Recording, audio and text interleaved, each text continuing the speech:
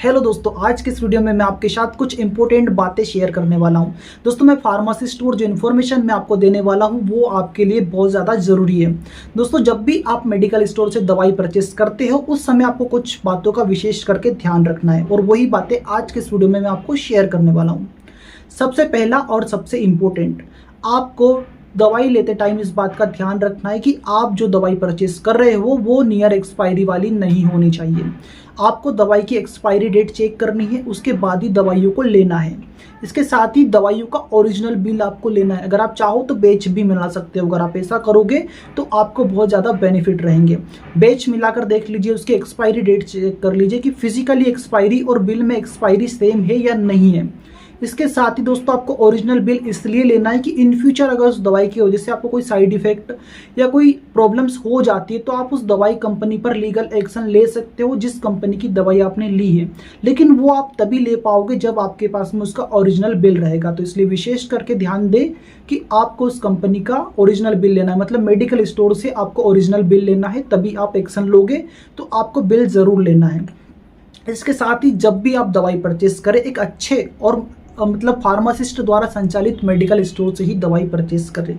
आपने भी सुना होगा, राजस्थान और मध्य प्रदेश में थोड़े दिन पहले एक बहुत ज़्यादा बड़ी प्रॉब्लम्स आ गई थी।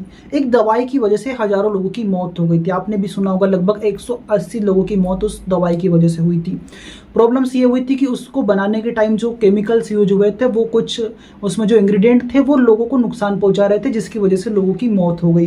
तो आपको ध्यान देना है दोस्तों, जब भी आप अच्छे मेडिकल से अगर आप दवाई परचेस करोगे तो वहाँ पे आपको इस बात का विशेष ध्यान रखना है कि जो दवाई आपको दी जा रही है वो कौन सी कंपनी की है। मैं ये नहीं बोल रहा हूँ कि आपको एथिकल ड्रग लेना है, आप जेनरिक ड्रग लो, कोई दिक्कत नहीं है, लेकिन अच्छे मेडिकल स्टोर से लो, क्योंकि अच्छे जो मेडिकल स्टोर होते हैं वो जेनरिक दवाई जरूर रखते हैं लेकिन जेनरिक दवाई भी अच्छी कंपनी की ही रखते हैं, तो उससे आपको किसी प्रकार का नुकसान नहीं होगा। इसके साथ ही जब आप दवाई परचेस कर लेते हो उसके बाद जब खाते टाइम आपको कौन कौन सी बातों का ध्यान रखना है। एक बात और मैं आपको बता देता हूँ, जब भी आप फार्मासिस्ट से दवाई परचेस करो उनको बता दो कि जो प्रिस्क्रिप्शन में लिखा हुआ है वो एक बार आप एनवलप के ऊपर भी लिख दो, ताकि आपको अच्छे से समझ आ जाए कि कौन सी दवाई आपको कब लेना है। और आप ये भी समझ जाओ कि कौन सी दवाई किस टाइम लेना है, कितनी मात्रा में लेनी है और कितना डोज आपको लेना है। तो इससे इन्फॉर्मेशन आपको जरूर लिखवानी ताकि आपको बाद में कोई प्रॉब्लम्स ना हो।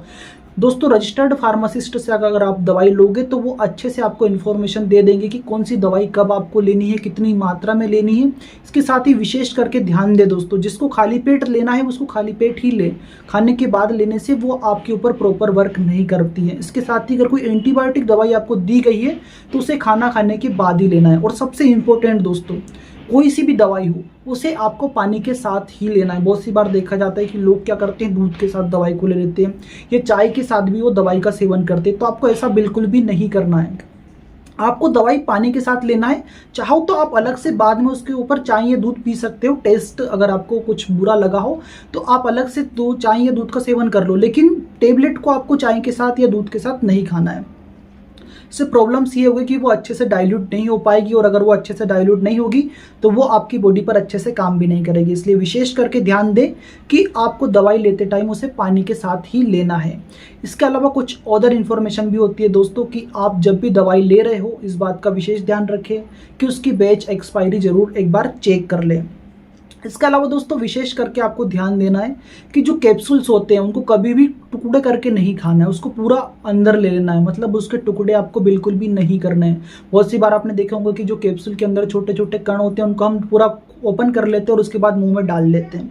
तो ऐसा आपको बिल्कुल भी नहीं करना है। जो कैप्सूल्स होते हैं उनको डायरेक्टली आपको लेना है, उनको डिस्ट्रॉय या टुकड़े में कन्वर्ट नहीं करना है। दोस्तों, आज का जो वीडियो में मैंने आपको इन्फॉर्मेशन दी है वो फार्मासिस्ट से रिलेटेड थी। इसके अलावा दोस्तों, मेरे यूट्यूब चैनल एडी हिंदुस्तान पर मैं आपको इन्फॉर्मेशन देते रहता हूँ मेडिकल हेल्थ केयर से रिलेटेड। इसके अलावा दोस्तों, मैं एजुकेशन से रिलेटेड वीडियो भी बनाता हूँ, जैसे बी फार्मा, एम फार्मा या इससे रिलेटेड, मतलब एजुकेशन से रिलेटेड वीडियो भी मेरे यूट्यूब चैनल पर अवेलेबल है। आप चाहो तो मेरे यूट्यूब चैनल को विजिट कर सकते हो। मेरे यूट्यूब चैनल का नाम है एडी हिंदुस्तान। आप डायरेक्टली यूट्यूब पर सर्च करोगे एडी हिंदुस्तान, तब भी आपके सामने मेरा यूट्यूब चैनल आसानी से आ जाएगा। तो एक बार मेरे यूट्यूब चैनल को विजिट जरूर करना। वहाँ पर मैंने बहुत सारे ऐसे वीडियो बनाए हैं जो आपको हेल्थ केयर से रिलेटेड इन्फॉर्मेशन देने के लिए बहुत ज़्यादा जरूरी है। ओके दोस्तों, मिलते हैं अगले वीडियो में, तब तक के लिए जय हिंद दोस्तों।